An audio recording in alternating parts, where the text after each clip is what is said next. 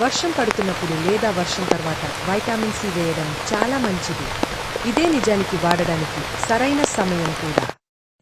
వర్షం సమయంలో vitamin C వాడడం వల్ల లాభాలు. వర్షం వల్ల నీటిలో pH తగ్గిపోతుంది.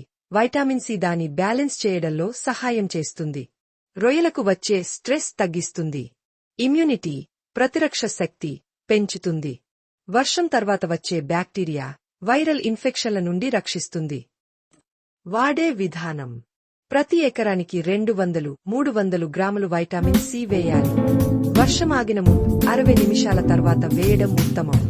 శుభ్రమైన నీటిలో కలిపి కొలనులో సమానంగా చల్లాలి. జాగ్రత్తలు: ప్రోబయోటిక్స్ వాడితే 2-3 గంటల తర్వాత వైటమిన్ సి వేయండి. నీటిలో ఆక్సిజన్ స్థాయి తక్కువగా ఉంటే మొదట ఏరేటర్లు ఆన్ చేసి తర్వాత వేయండి. కాబట్టి వర్షం తర్వాత వైటమిన్ సి వేయడం రొయ్యల ఆరోగ్యానికి చాలా ఉపయోగం.